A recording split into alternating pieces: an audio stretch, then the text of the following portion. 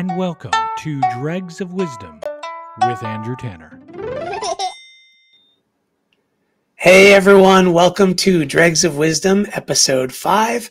We have a really special episode for you today because I have a special guest. Her name is Jill Miller, the amazing Jill Miller, a friend of mine now for almost, I'd say 6 or 7 years. I don't know how long it's been. We'll have to get into that in the podcast. She is a yoga teacher for over 30 years. She is the founder of Tune Up Fitness Worldwide, the creator of Yoga Tune-Up and the role model method. She's really an expert in bringing together the worlds of yoga, anatomy, physical therapies, massage therapies, and athletics, as well as pain management. And she's kind of known for being a teacher's teacher in the world of yoga. She's been featured in all kinds of magazines. She's even been on the Oprah Network, Good Morning America, The Today Show. She has 2 amazing books. One is The Role Model, a step-by-step guide to erase pain, improve mobility, and live better in your body. And her newest book, Body by Breath, The Science and Practice of Physical and Emotional Resilience, just came out this year. Jill, welcome so much to our show. And we're going to get right into it. So first question, very important. What are your thoughts on our 31st president, Herbert Hoover? We'd like to thank you, Herbert Hoover, for really showing us the way. We'd like to thank you, Herbert Hoover. You made us what we are today. So that's just from, Annie, which is way to start this off, because did you know that was my goal in life, was to be Annie? So I can probably find a reference in any question and just bring it back to the musical Annie. That's it. That's all I have for you on that. That was amazing. We were just riffing before you came on and trying to think of something that would like stump you and be like a funny way to start, and you just crushed it. So you've now set the bar super high for any future guest. You're gonna ask the Hoover question to yoga professionals?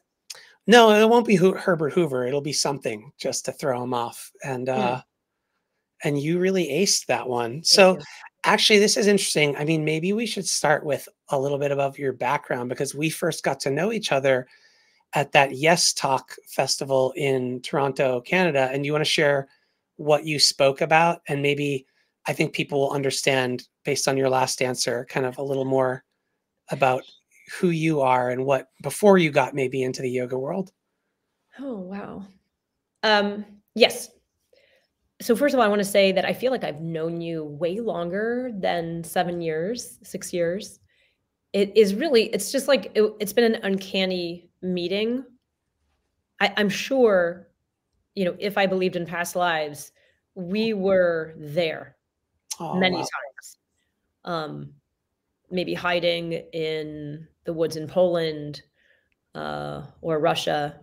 Because that's what it feels like. It's what it felt like when I met you. It just felt like I knew you as a relative. So anyway. We did talk into the night in a diner at a yoga festival. I think that was the first time we met. Is that right? Oh, that's right. Yeah. That is right. Yes. Yes. Okay, that's pretty cool.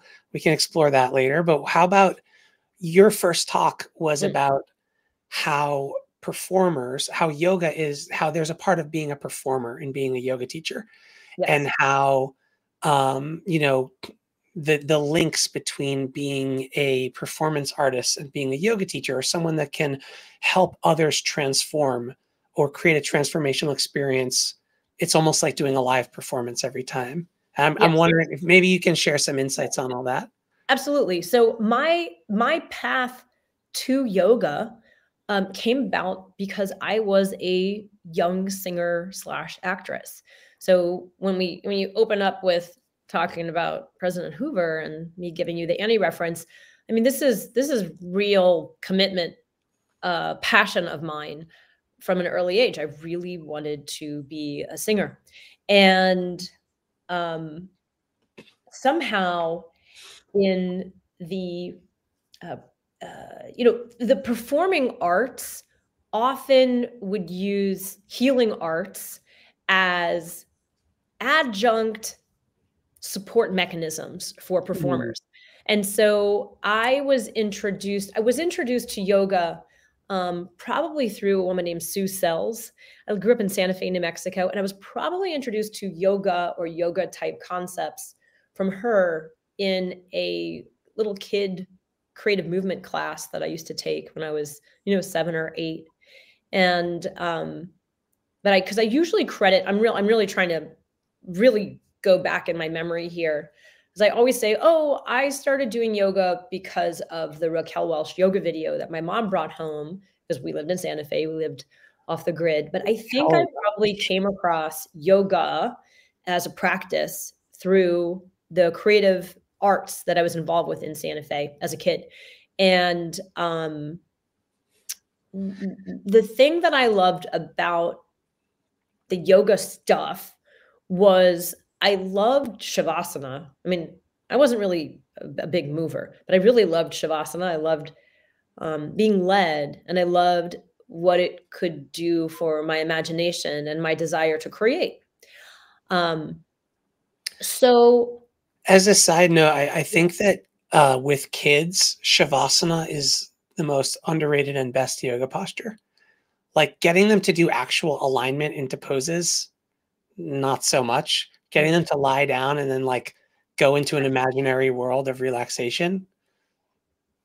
I think that's probably, you're pointing out something like that. When you remember as a kid, what you remember about yoga was the Shavasana. Yeah. That was a young age to be doing yoga. Yeah, absolutely. But in the theater arts and the performing arts, especially to build character, to develop imagination, a lot of that was through suggestion, through meditative suggestion, concentration practices that happened in stillness with eyes closed, led by breathing. So many of them have a yoga nidra quality to it. To develop the imagination and then to awaken and then to embody those creatures or that story that you were imagineering or that you were being led through by a director or what have you. So there was, for me, always this deep connection between the healing arts and the movement arts. Also, I'm sure we're going to be talking about, but massage therapy also came into play for the performer's body. So I guess I grew these two arts in my body in lockstep, because when I started to learn more about vocal technique, by the way, I have a cold. So those of you are like, well, I got the New York cold. I'm in LA, but we went to New York for the holidays. So hopefully when this airs, I'll be done with this. So the health of the voice, can really be helped by a lot of the practices, the yogic practices, especially different pranayamas, and what I came to learn through my studies in massage therapy, through also using self-massage techniques. So what I ended up doing for you guys was examining the intersectionality between the performing arts and the yoga teacher side of the healing art of yoga, and the stagecraft that really benefits a yoga teacher in the classroom. And that stagecraft is, there's so many different aspects of the stagecraft. And Matthew Remski was the artistic director of this Yes Talk. And luckily, he also had a performing arts background. And so he was really? I didn't know that. Yes. When he was in the cult that he was in, he like led the theater troupe within that cult. And that's like, you've got to listen to his podcast, Conspirituality, where he like talks about that stuff. Do you think like yoga teachers would benefit from like taking a theater arts class if they never have? Like, is that, I mean, I think many would, especially if they're stuck in a convention of teaching the way their teacher taught them, which can sometimes feel like a game of parrot or a horrible game of telephone.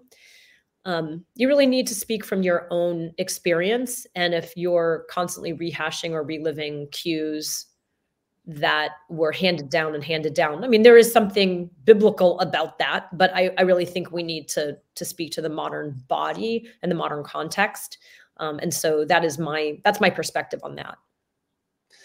So I think like for I think we could talk about yoga teachers, and I know you are a teacher's teacher, but I want to kind of bring it a little bit more into stuff that just general population would be kind of curious about. And I think, you are, in my opinion, a real expert when it comes to pain management, when it comes to health and well-being.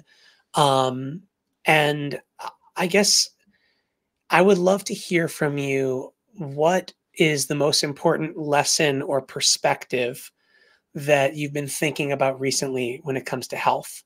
Like for me, I'll just share, learning about how light comes into the eyes and how early morning light's so powerful. That's like a thing I'm really obsessed with right now.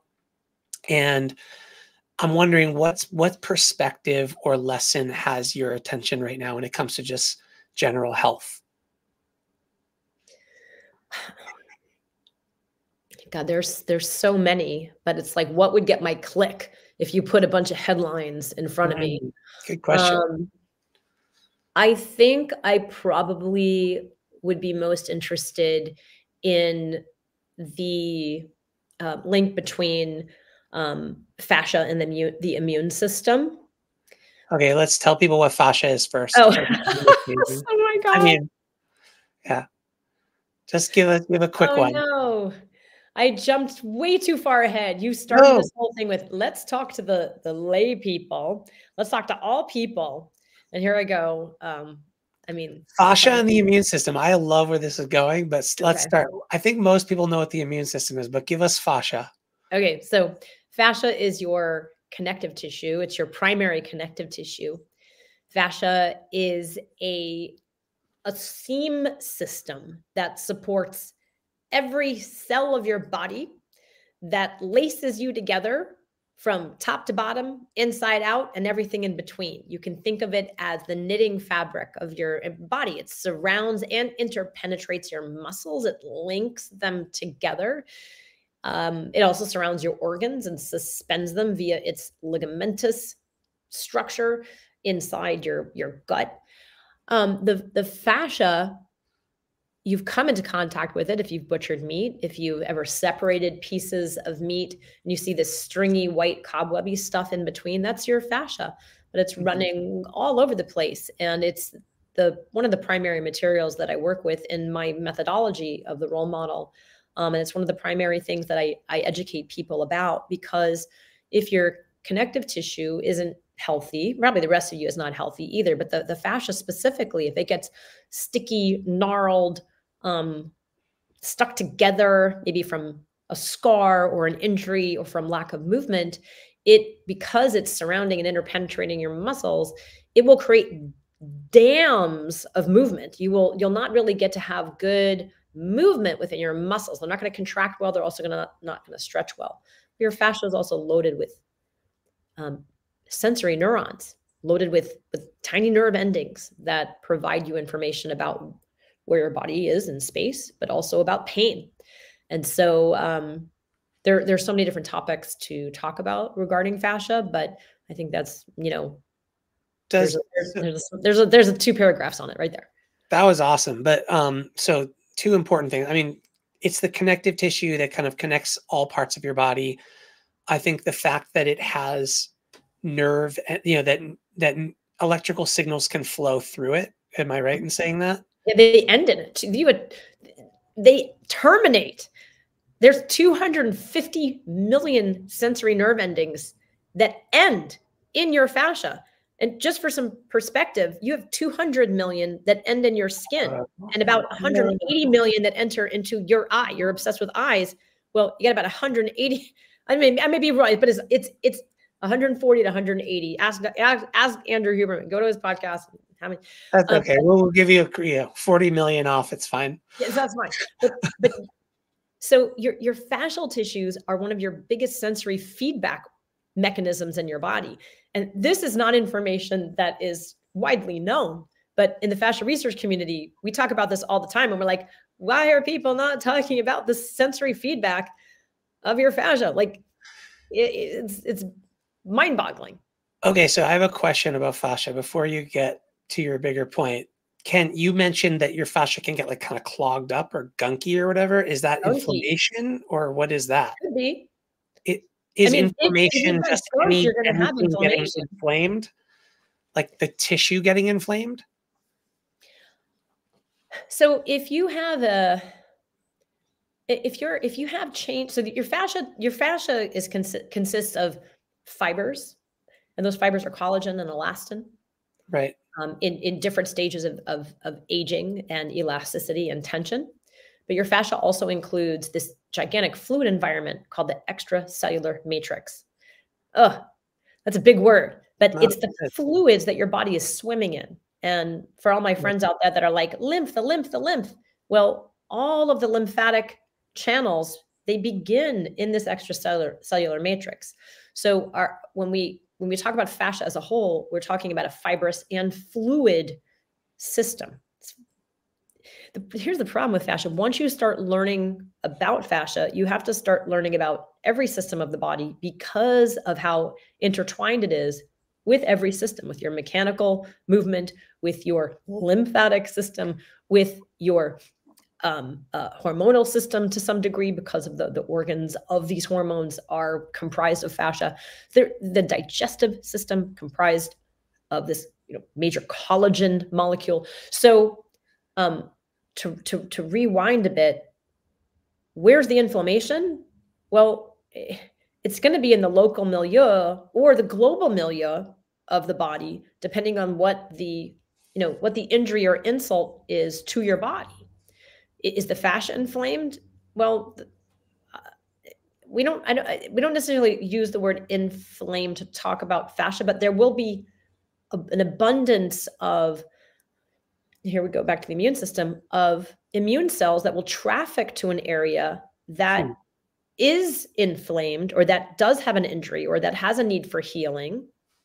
But if your whole body is over sugared, right, I was going to say general. What about general inflammation, mostly caused by I mean, I don't American diet, the SAD diet, or there's the massive amounts of sugar and carbs that most people are consuming?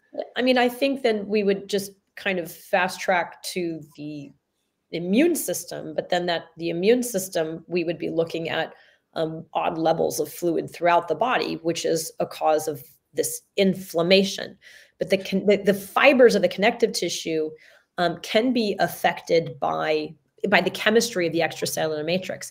So now we're going to get really in the weeds. So maybe. No, this is cool. We brought people with us. We got this chain of stuff, this chain of fascia, all kinds of. It's connecting everything in our body. Hundreds of millions of neurons of things that help us sense the outside world and the inside world are connected through the fascia. And your biggest interest from the first question I asked you, like what would get your clickbait, what's in Jill Miller's algorithm, is how is our fascia related? And man, now I'm saying fascia. I really like to say fascia. It just sounds more fun, but I got corrected a while ago because I used to say fascia also, and then I got corrected to fascia. But I'll hear people say it anyway. I'm not going to correct you. Okay, but all right, it is more fun to say fascia, no? It's fun to say fascia. Yes. So fascia, how our fascia connects to our immune system. Take us there, because that was what you originally said was most intriguing to you. Like, does that mean that like we can help our immune system through specific movements? Like, how does someone heal fascia, and how does that affect our immune system? Yeah, so it's the wrong question. How can we heal our fascia? Let me just delete that question because it's the wrong question. How do we? What is the relationship? Is just the better question, and not a lot, not all that much is known yet. That's what's exciting about it. This is like a really cool frontier. Okay. I'll just mention two different studies because they're the ones that I'm most familiar with, but I'm hoping there's many more that aren't coming to mind right now. 2021, I believe, there's a researcher at Harvard named Bo Riccio, and she had been working for 5 years on, destroying the anterior tibialis of little mice. Oh, Sorry, I know it's a mice study. I should have bit of trigger warning. And she breaks their interior. She Breaks pulls their their interior interior tibialis muscle. Mm. Ouch. Okay. Well, we thank these mice for their contribution to humanity. Hopefully it's helpful. Tell us This more. is incredible insights that she got from this research. So, and what she did with these poor little wounded mice is she put them under a massage regimen, or she didn't. So there were obviously mice that had the damaged anterior tibialis, and then she, watched their wound healing and the process of their wound healing of this damage. And then for the test mice, she put them in a regimen of either twice a day, a 5-minute massage, or once a day, a 10-minute massage. Who's giving the massage? Is this like a research assistant has to massage mice? Yeah, let me describe the massage because it's kind of brilliant. Okay, so she had these little oscillating like machine? tongs. Yeah, Tongs? little oscillating tongs. It was like, beetle jaws. Yeah.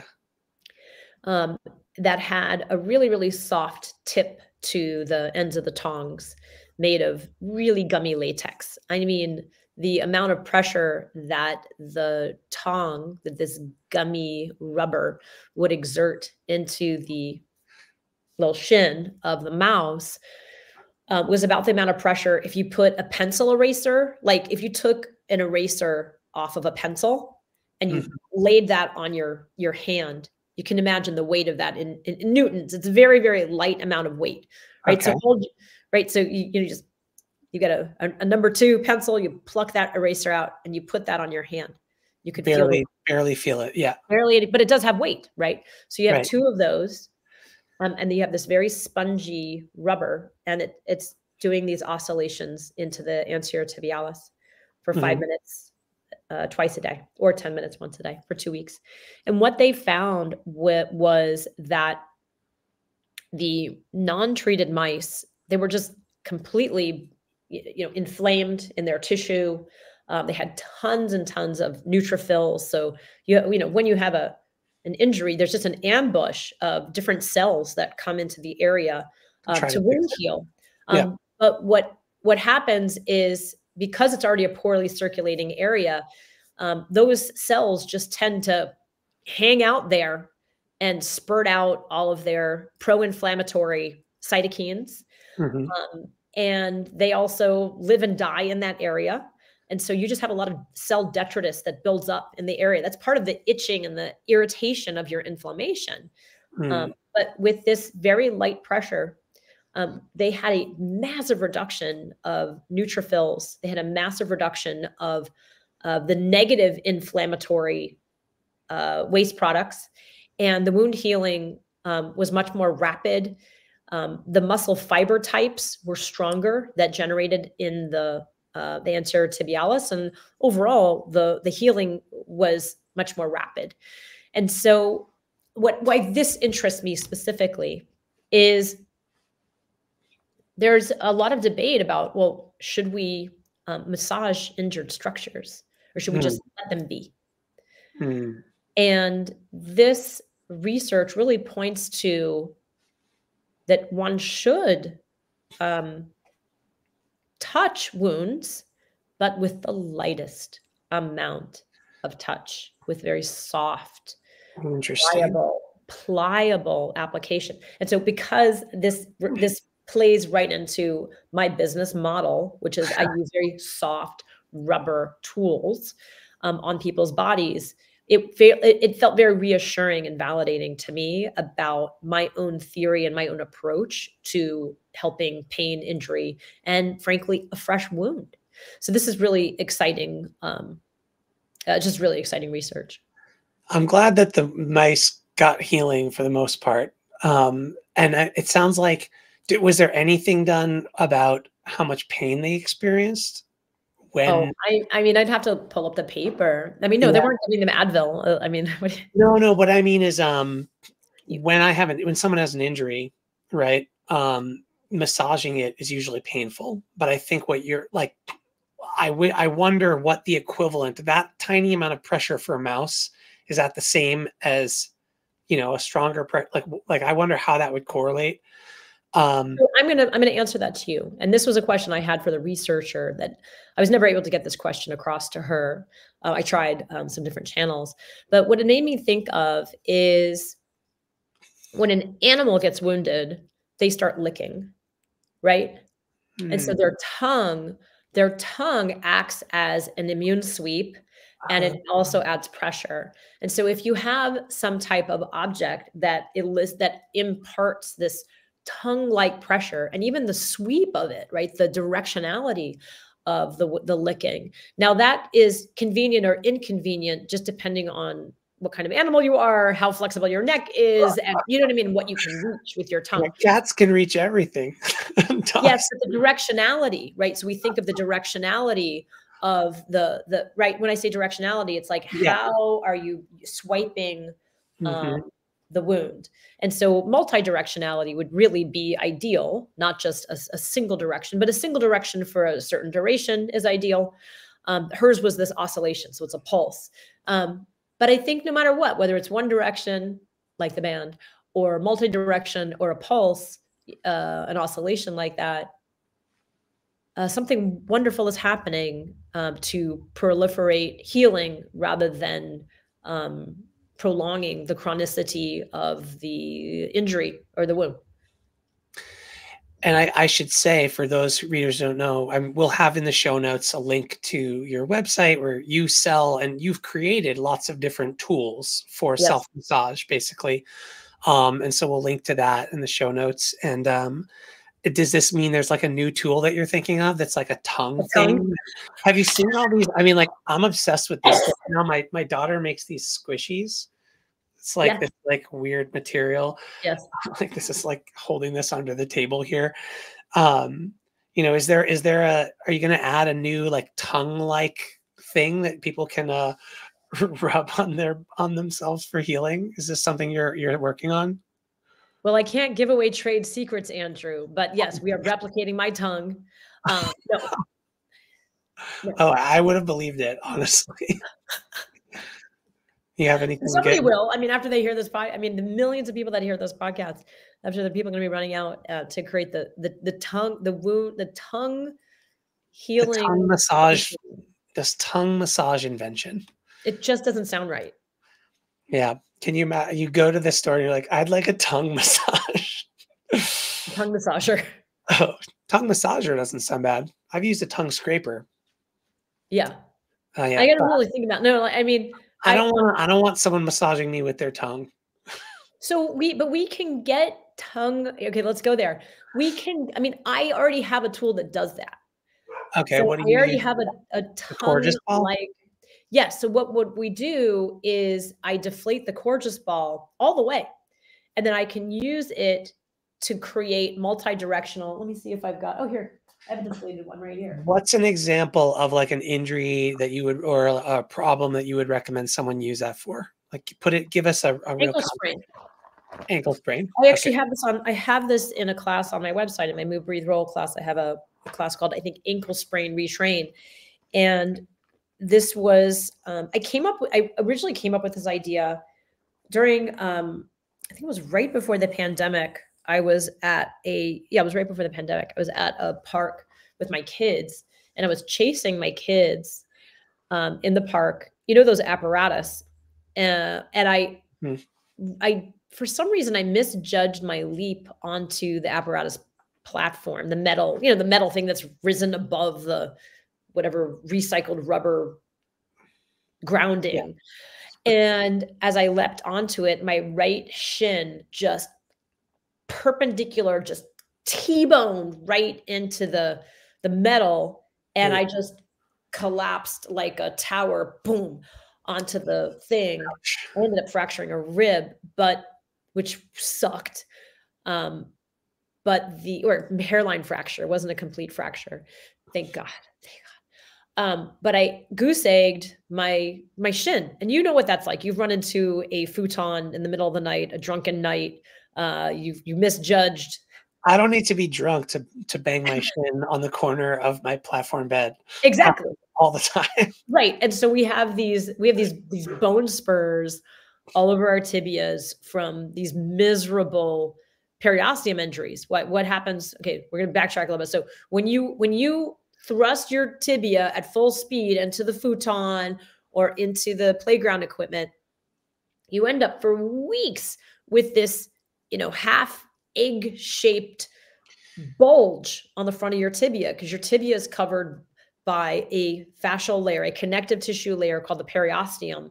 So this is a connective tissue that surrounds your bone, and it's very Right. has a incredible. So when people get the eggs on their head, like when little kids get an egg on their head, or you get like an egg, that's the periosteum. Yes. So the connective tissue around the bone. That's what's bubbling up. Yes. Is the connective tissue around the bone. Oh, yes. But the problem with that is bone is very highly adaptable. I don't think everybody realizes how bone cells they're so smart. They're like, holy shit, all this tension is pulling in this direction. I better add bone to support this. And so as the inflammation of the periosteum goes down, eventually it goes down, but you're left with this weird bone lump. You get a bump. Yeah. And that's because the tension of the connective tissue has been telling the bone to grow this way. Yep. And so I didn't want to have. Can you see see the bump on this side?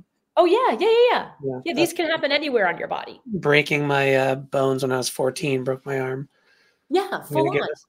So okay, hang on, I gotta let my dog in because she's barking. Okay. Haley, come on. So for those looking, that's the Corgeous ball deflated on Jill's chair. And I mainly use, that's what it looks like. I like using that. I've been rolling out on that lately, especially for my neck and shoulders. Like instead of rolling out on something super hard, I started rolling out on that. Yes. And I actually feel more relief afterwards. Yes, we can talk about why that is. Yeah, tell us why that is. But soft is supreme. But let me tell you about. So what I did was I just didn't want to have another lump, and I don't have one from that one, because what I would do, and this is prior to Mauricio's research, I deflated the Corgeous ball, and I would just try to move all the fluids out. So you can see I'm creating a pumping action, or I could create a side-to-side shearing action. So you were like rubbing the osteoblast walls so that they wouldn't form a bump on your shin. Yeah, basically I was trying to signal them to shut the heck up, and also just to get the fluid out. Well, as they spread out, maybe that's what you did. You kind of spread it out from one area. Yeah, I just kept washing it out, right? And that was extremely painful, but also you can feel how sticky, and like I could like there was a lot of scabby stuff happening within here, and I just did not want to have connective tissue scabbing or agglomerations forming in here. And so that's what I did. I kept disturbing some of the adaptations that were happening by doing this with the Corgeous ball, with the deflated Corgeous ball. Okay, so that's one. So, oh God, wait, we got way off track, but and then go. So we're talking about how there's two threads that we're pulling on. One is the tongue idea, which it kind of did look like a tongue thing. So that's the tongue. Right. So I don't need to invent a tongue. I already have one. I just deflate the Corgeous ball. And I've got a tongue, and this is the graphite. This is the black one. And so it's totally, I mean, like literally there's no air in here. So it's right. Incredible. And I can use this. I've also been doing jaw work with this deflated because the rubber is so grippy. So I have a new class coming out. Like on people's neck and jaw. I feel like a lot of clients that I have get there's a lot of people with lockjaw or some form of lockjaw, or people that grind their teeth at night. How would 100%. They use the Corgeous ball for something to help with that? Yeah, so it's like it extends the grip of your palm by tenfold. So I'm just got my hand right on in here, and I can rest my hand. I've got a ton of makeup on, so I don't want to wipe it off because this will totally take my makeup off because it's so grippy. But basically I can lean my face into this, and I can try to push my hand towards the ear while slowly opening and closing the mouth. Hmm. Do you have one right now? You can do the demo. If I didn't, I don't. I did do a Mine are little upstairs in my bedroom. but anyway, you can do it with 2 of them. And it is like insane. So, so I've been using it for that, but you can use it all over the face. You can give yourself a fascia facial. So, I mean, so I should post about this on Instagram, my God, because all of the face stuff is so popular there. And people are like, here's my jade roller. And it's like, that's great. That's great for pressure. But you know what fascia loves? It loves shear. It loves being tractioned, because that's one of the way that we offload the stickiness of connective tissue from lack of use, from dehydration, from poor nutrition, just from cell death, and not proliferating enough what's known as hyaluronan, the grease in between the layers. So obviously I'm going to probably do an Instagram post about this soon. But yes, you can give yourself a different type of gua sha or facial lymphatic hoo-ha, but it's just about creating an appropriate amount of grip and then shift. And then maybe you can also do different, pivot your hand in different ways, and it'll talk to the connective tissue. But even deeper than that, I can get to all of these different facial muscles and the muscles of the jaw. And all this will be very helpful for your expression, for, is it going to get rid of wrinkles? Well, maybe for a half a second. But also as a vocalist, for my friends who are public speakers, this is very helpful for relaxing your jaw, and all the things. Yeah, I honestly I love just smushing my face and doing all this kind of stuff. I don't usually do it on camera, but it's really fun. Exactly. I have a jaw class coming out. There's this one exercise where I have, and this was from most of the classes that I designed are because I had a client with a really complicated issue. She went to Costa Rica to have her wisdom teeth taken out, and they really messed up her bite. I mean, she's in agony. And so I came up with a number of different self-myofascial release exercises specifically for this client. But I was like, wow, these are great. I need to share these out. So you're saying because she removed her wisdom teeth, her bite got what happened? She was in pain, or from the wisdom teeth, or her jaw they adjusted somehow? They did something in the extraction process that destroyed. They over torqued her jaw, probably in the process of extracting. And so it changed the way her temporomandibular joint functions on one side, so which forces her to use the other side of her jaw more. Yeah, I don't know what they did. I just know that she was damaged in the surgery. And so do these exercises help her? Was she able to? Yes. That's amazing. Yes, because that's also going to be a neck problem. And that's going to also be a back problem, right? So once the jaw goes, then you have so many muscles on the side of your neck that are going to try to do the work to stabilize the jaw. And then it's just it becomes a systemic issue. Speaking of systemic issues that I think everyone has, what is happening to us when we're holding this thing all day long? It was this action, sometimes I feel like I need to just put this phone down because there's some complex going up my arm and into my neck that is being, affected by that. Do you have any thoughts on this? And is this is there an epidemic right now? Any wisdom that you can share to heal from that? I don't know how to heal from the desire to be in the phone. I've certainly listened to thousands of podcasts, devoured Anna Lemke's book, Dopamine Nation, hoping that it would change all my habits. But so much of my business is done through connecting via the phone. It's really become a problem. I mean, I really feel it in my own body. I can feel it in my neck.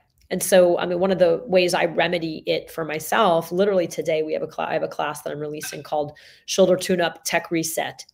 That's probably the 6th class I've made in the last 3 years to address this 4 years to address that pattern that you just described, which is this very handsy pattern where we've got this clutch, we're locked in this pronation position, which is the, palm up, and, the head forward, shoulder rounds forward.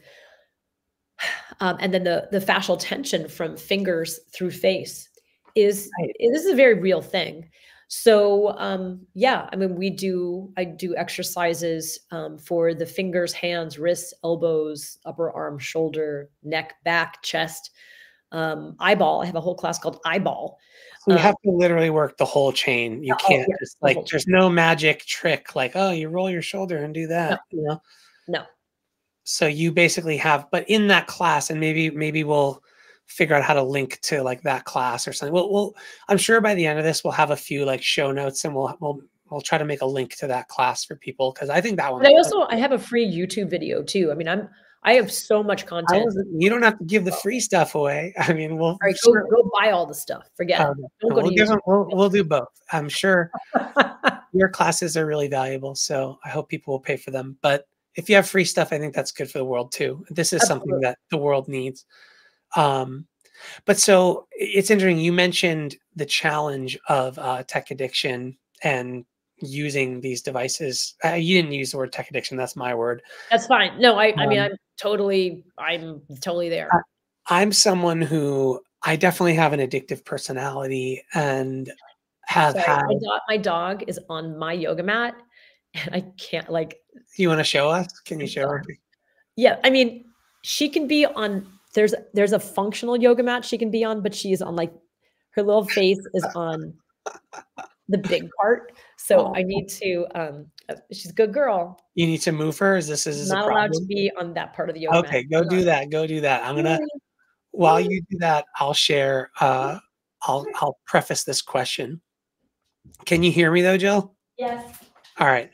So I think, for me, tech addiction has probably been, or screen addiction. I don't want to say tech, it's more screen. I've probably had it since thinking back now, since high school. And the big, did we lose her? Okay. Okay. Never mind. We're good. Since high school, I've realized that I've been looking at screens late at night. And this gets back to what I talked about early in the podcast about how interested I am in how light affects our eyes and the research that we're learning. Oh, interesting. Yeah. And so blue light at night is so damaging to our dopaminergic system and to which has to do with addictions and kind of desire for pleasure. And so my New Year's resolution, I've been doing it since about 5 days before the new year, is no phone after 7 p.m. Wow. And it's been amazing. I've been sleeping better. I am less likely to be drawn to what I realized was most of my tech addictive behaviors were happening at night. Oh, so if I'm using my phone during the day for work, I'm not scrolling through social media. I'm just using it for work. But after 7 p.m., if I'm still on the phone, it's either to avoid connecting with my family, or it's to, get a hit of dopamine from watching some YouTube short or something. And it ends up, before I was doing this, it could easily end up in a thing where I'm staying up later, where I'm not able to fall asleep, or I'm ending up binge watching, content until 2 a.m.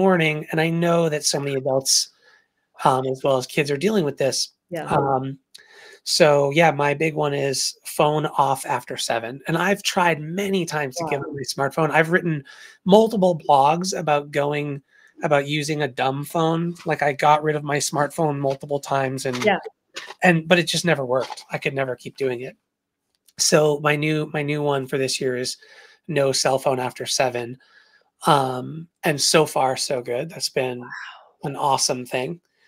And then what I do is I shut off my phone and I make myself a cup of tea. And that's been like my transition habit. I'm curious if you have, what are your most important habits and routines for productivity and just for kind of feeling good in life? For productivity, is getting away from like going to a hotel room. Oh, you like going to hotel rooms? No, well, actually, this is going to sound really crazy. Airplane seats. So I used to travel so much before I had kids. I was on the road 3 or 4 months a year, and I would just get so much work done in the airplane seat. I considered it my absolute prime time best focus because I can't sleep on a plane. Mm, Overseas, I will make that happen. I will make sleep happen on an overseas flight, but most of my work was transcontinental anyway, back and forth to the East Coast.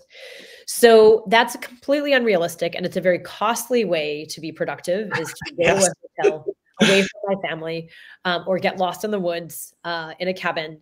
That's how I was able to finally complete the writing of the first draft of Body by Breath.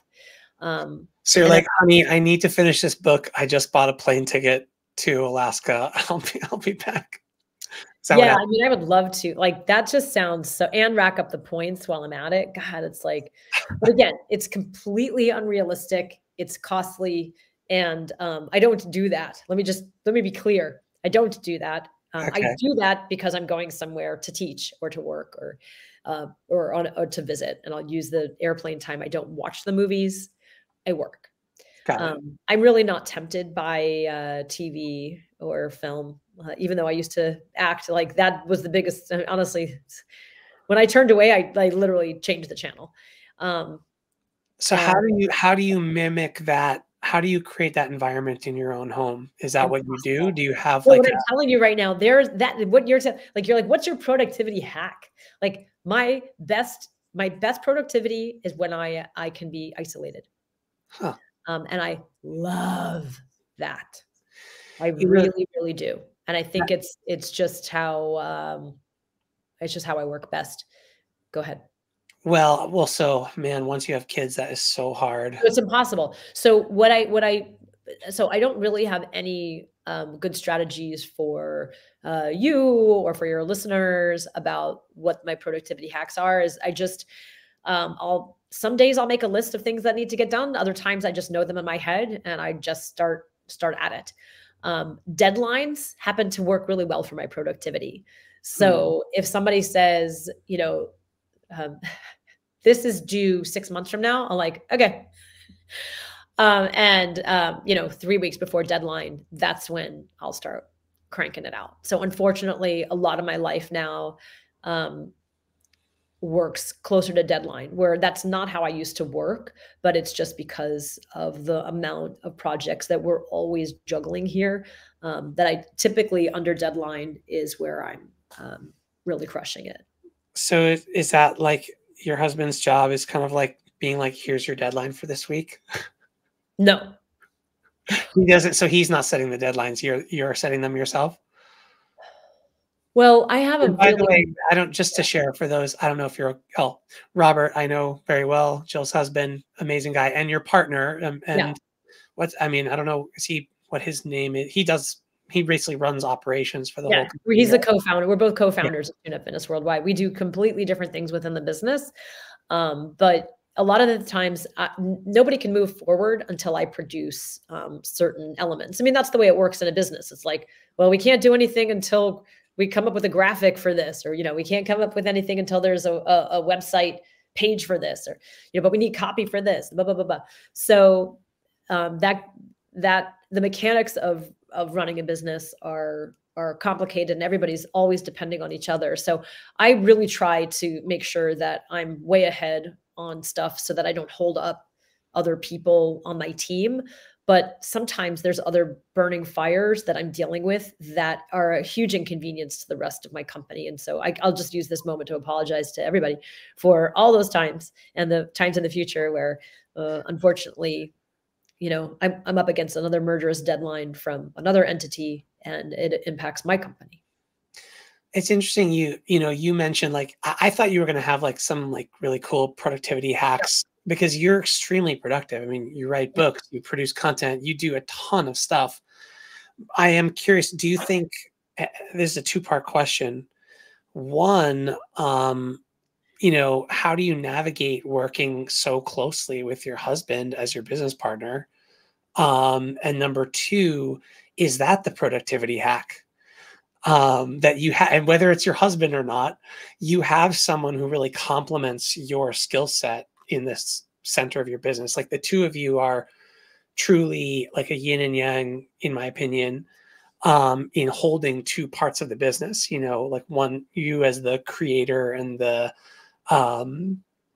that kind of visionary thing, and him as the integrator, I would call it, that he's visionary too, but he helps make it all fit together.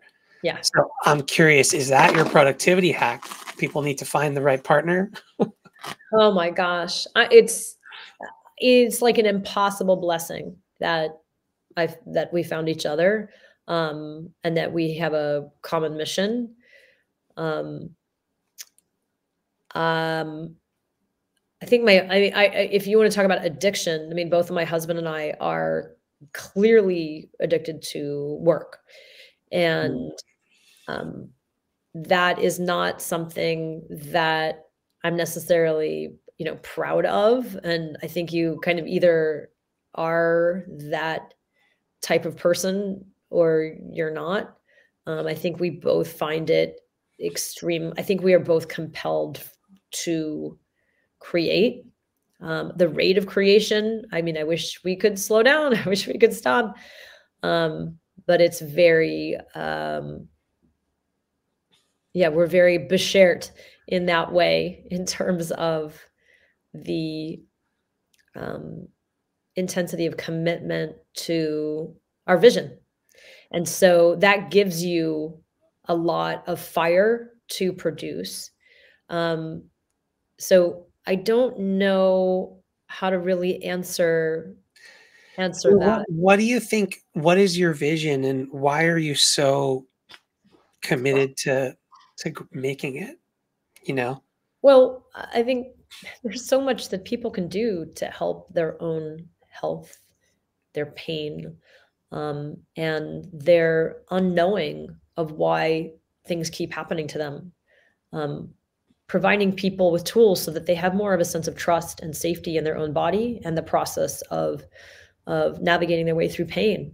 I think people are really not informed enough about the biological components of pain, the biological components of their movement patterns that can contribute to the chronicity of issues, and that they can really do something about it. I mean, why shouldn't people know that they can use soft pressure implements to change the healing rate time on their damaged anterior tibialis, and have tools that they can apply so that they're cutting back on costs of chemical medicine in their body or visits to doctors, which are an inconvenience and are very expensive. Yes, we love doctors. My dad's a doctor.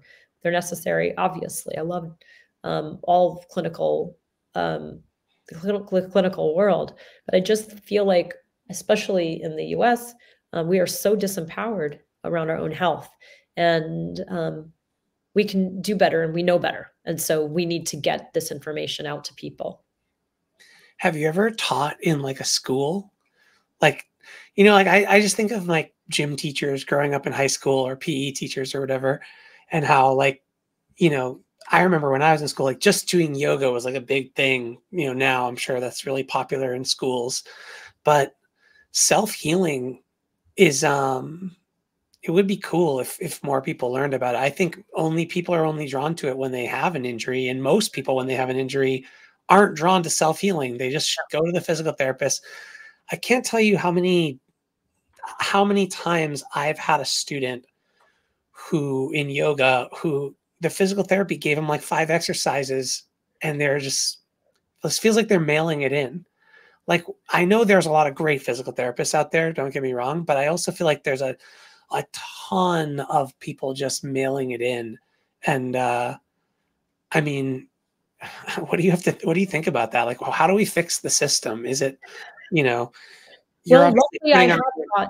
taught, I mean, one of the schools that I can't remember the name of it. It's a university that has a grad. Oh my gosh, I can't believe I can't remember the name of the college. I teach in a lot of different places, but there is one physical therapy Progress. master's degree that brings me in every year for a special seminar to teach the healers how to heal themselves, right? So And you have a lot of physical therapists that are currently like students of yours. When you oh say yeah, like you're, osteopaths, yeah, MDs, nurses, chiros, physical therapists. Yeah, so there's a good massage therapist. There's a good number of clinical practitioners that take my trainings, either online or in person. Absolutely, because it helps them. It helps their own pain, and then they have all these options for providing homework to their patients. right. And it's weird, like your world. I know you're not like the only person teaching this kind of stuff, but how do you define your, like, you're not a physical therapist. You described yourself as an artist earlier. Um, how would you define like your field? I don't know if do you see yourself as, is it yoga? Is it self-healing? And who else, I know there are other people in the field. I know you work with Thomas Myers and other folks and stuff like that, but like, what is the field that you guys are in? Because physical therapy, it's become, once an organization gets kind of captured by the system, it just becomes becomes a rote. Yeah, it becomes a robot. Right. To serve the arm of whatever systemic medical system issues there are. I love, Tom Myers is a partner of ours. He and I have a program together called Rolling Along the Anatomy Trains. Tom has really been a pioneer in bringing this work to manual therapists, clinicians all over the planet with his work with anatomy trains. Absolutely amazing footprint that he's left for the world. He's still at it, but I really feel I owe him such a debt of gratitude and service for opening up these doors and, gosh, working against the mainstream for so long, into ideas that are now starting to slowly, there's an article in the New York Times, like fascia is really a thing, or whatever the title of the article is. So, Prevention Magazine did a roundup. Is it just that they're behind, basically? That Well, the therapy schools are kind of catching up? Let me just keep going with where I was going with. So Tom has this thing that he calls, what we do is called spatial medicine. Spatial medicine. Spatial medicine, where you're really working in the physics of the body to affect all layers. And it's not just about applying chemistry to the body, but you're impacting the physics of the body, the mechanics of the body. And I really like that as a term.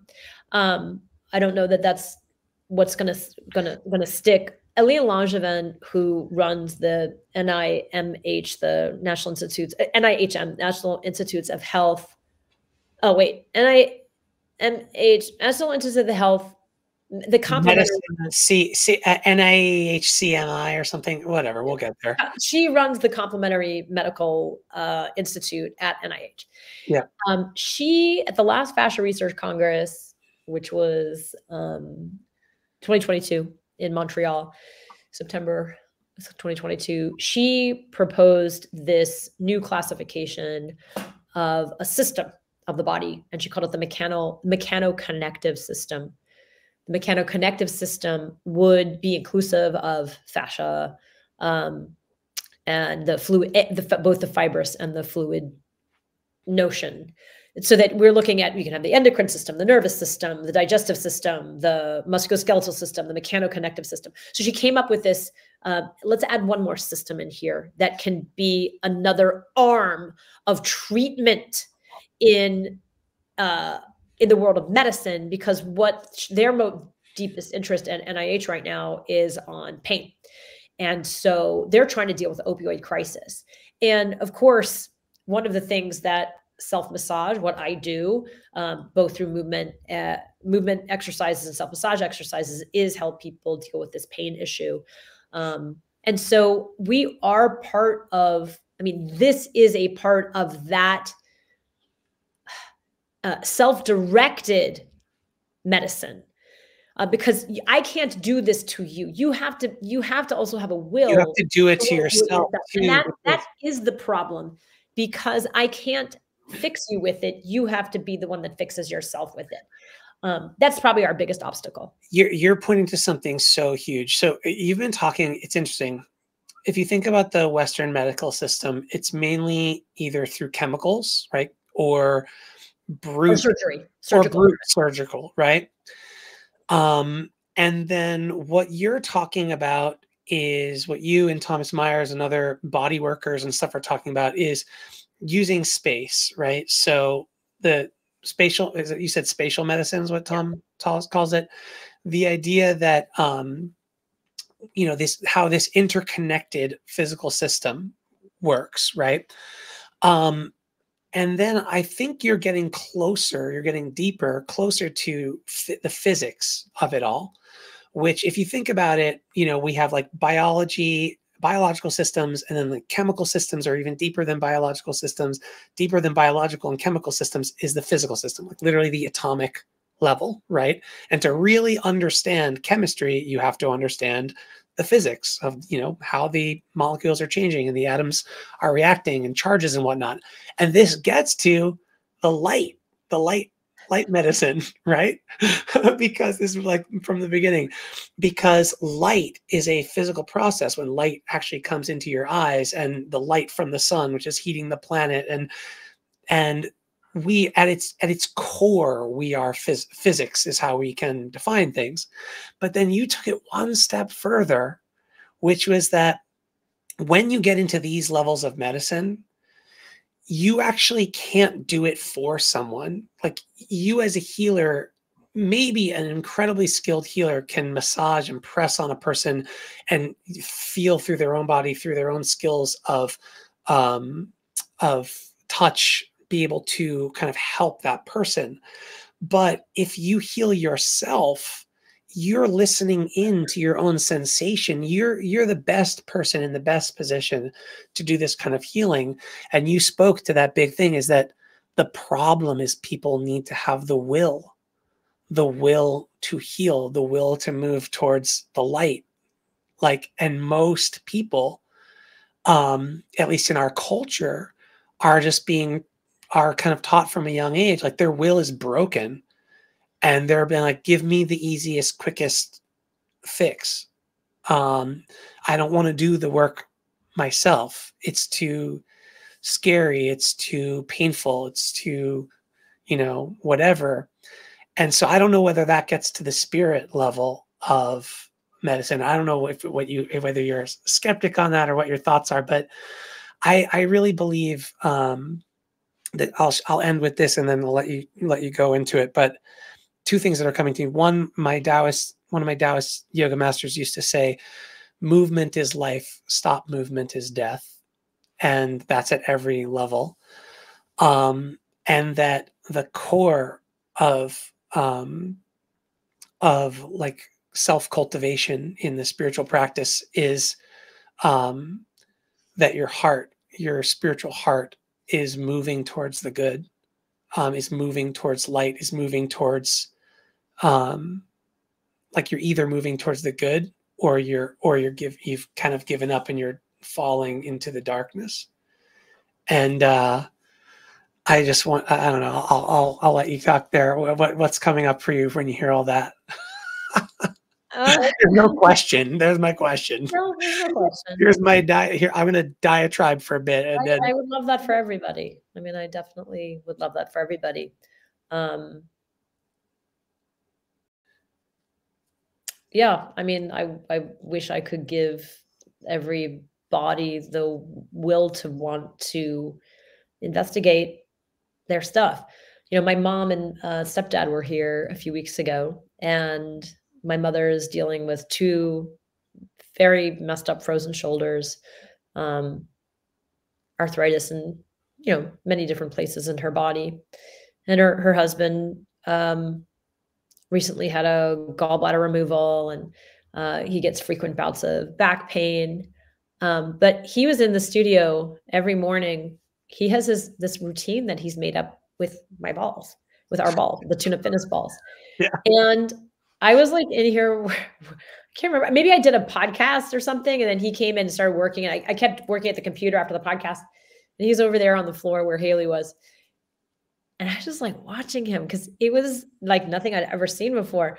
I mean, he was like squeezing the balls with his hands, creating tension and like doing these like twists and just doing this whole routine that he made up himself. And then I didn't like say, what are you doing? Like, I didn't want to be like a jerk. And I was like letting him be the creature that he is and do all this stuff. In the meantime, my mom's in there on her phone. There's no way she's doing any of this stuff. And so I asked him about it later and I was like, Elliot, you're so creative with the balls. He goes, yeah, I've been doing that for 6 months and I haven't had any back pain.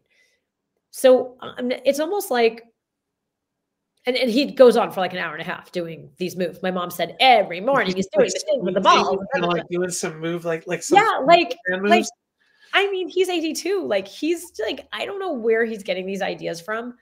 I'd like to see him do a little more resistance work, like a few maybe, but I'm not gonna get in there and.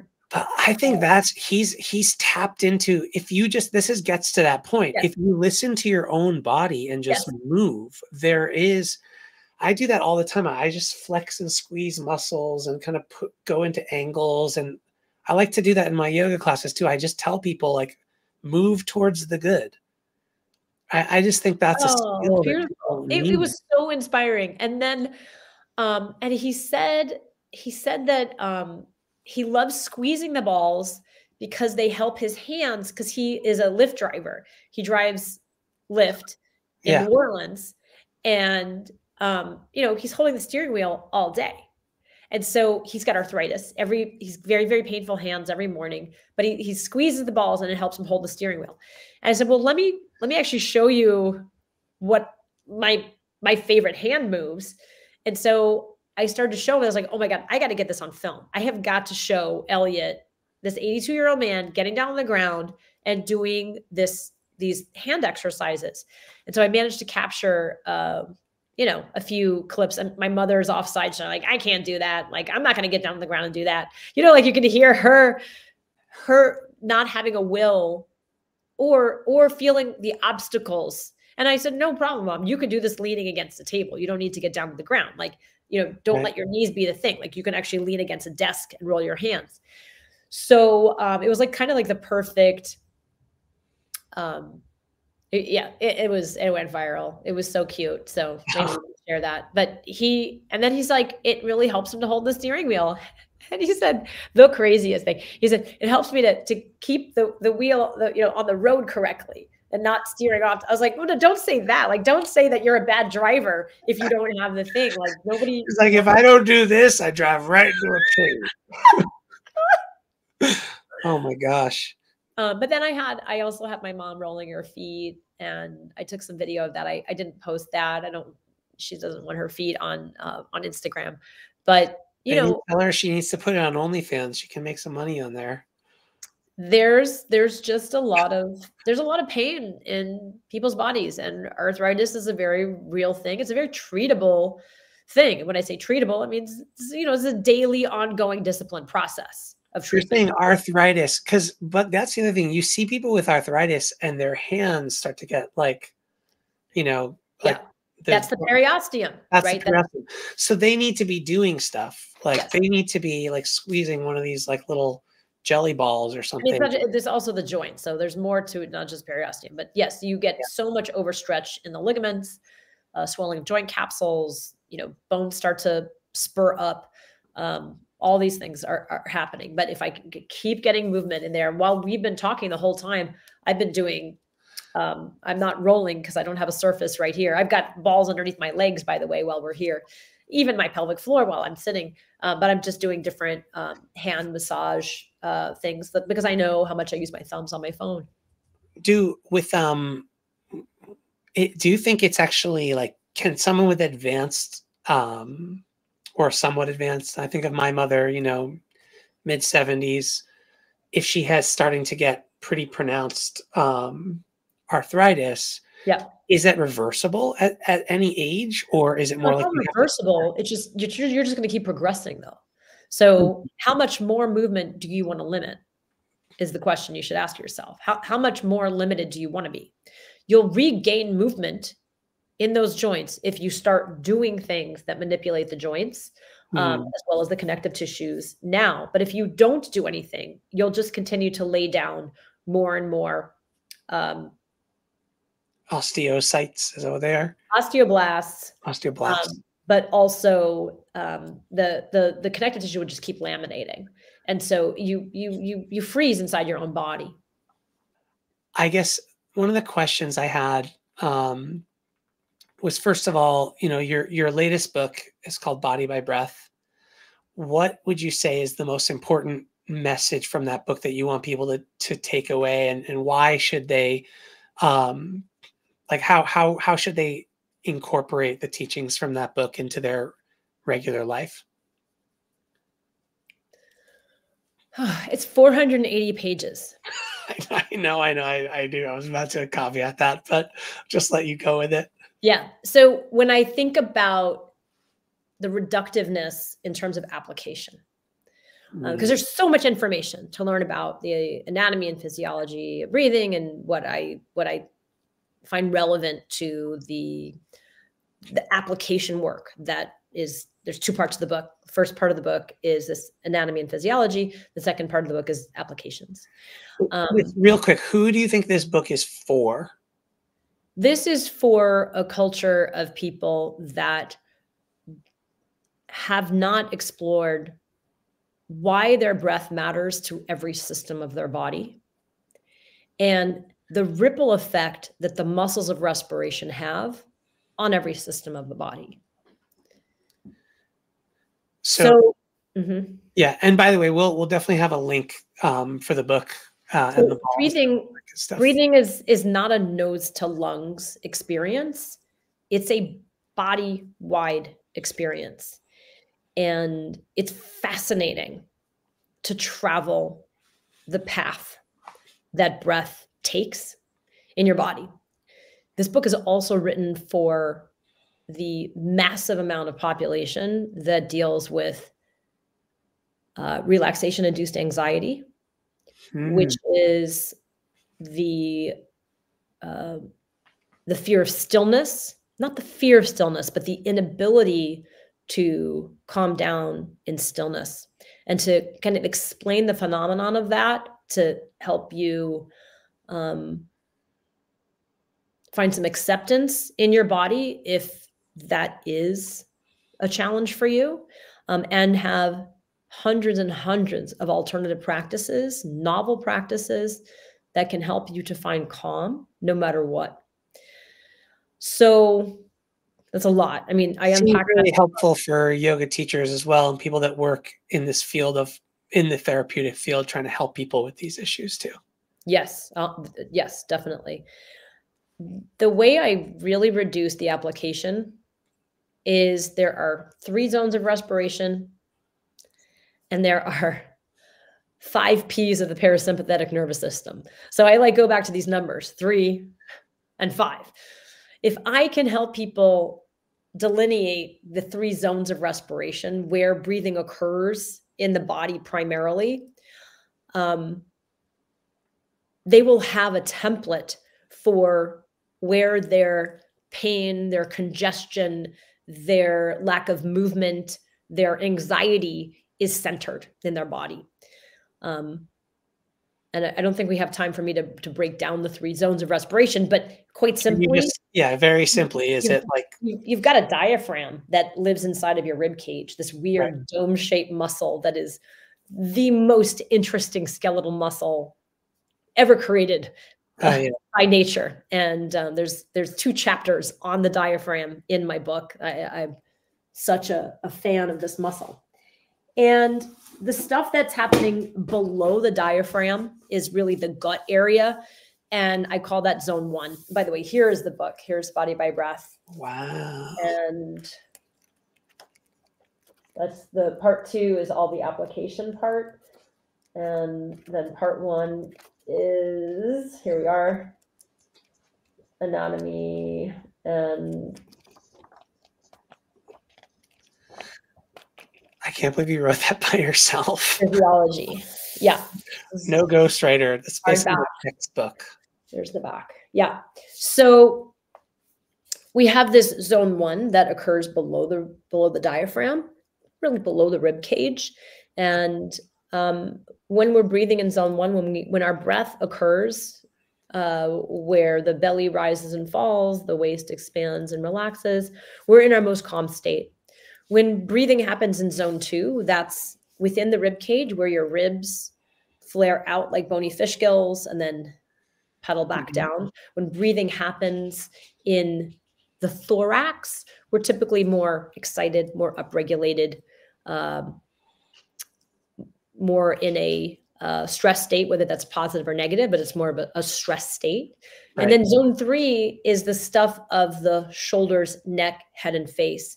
And typically when we're in a zone 3 style of breathing, it's an open mouth breath because we're in a sudden fright or fear or high delight.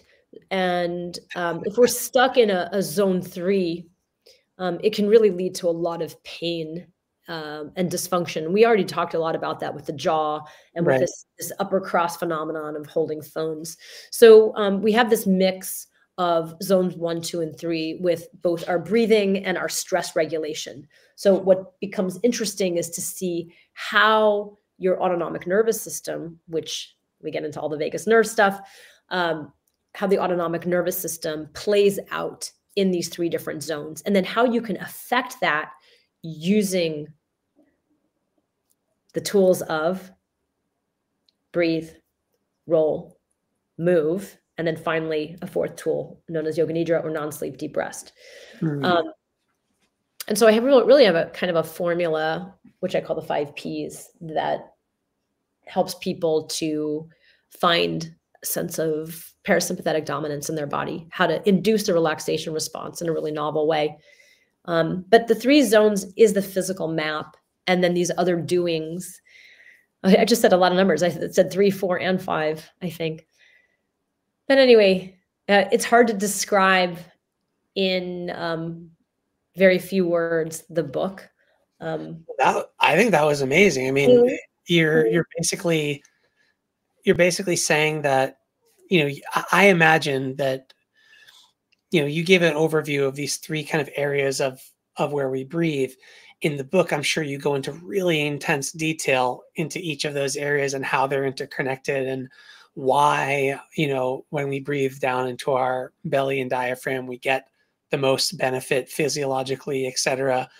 And then the second part of your book I'm hearing is all the different techniques that people can do to get better at that. Is that right? Andrew, do you not have the book? I don't have it yet. I can't believe this. I have your other book. I read Role Model. No, this is terrible. We have to stop the podcast right now. My publisher will send you the book and then we'll redo this entire interview. The last time we talked about it, I swear it wasn't done yet. But I didn't realize you said it came out in February? Yes, February. I'm embarrassed. You've been off of social media for a minute. This was a weird year for me. Yeah, that's okay. But I need to get the book to you like yesterday. I can't believe we're having this interview. Well done. I want to let's do another one. Let's do another one that's just focused on the book. Let's do it. Yeah, that'd be great because we're talking about so many different things anyway. But yeah, that would be great. I thought this was really fun.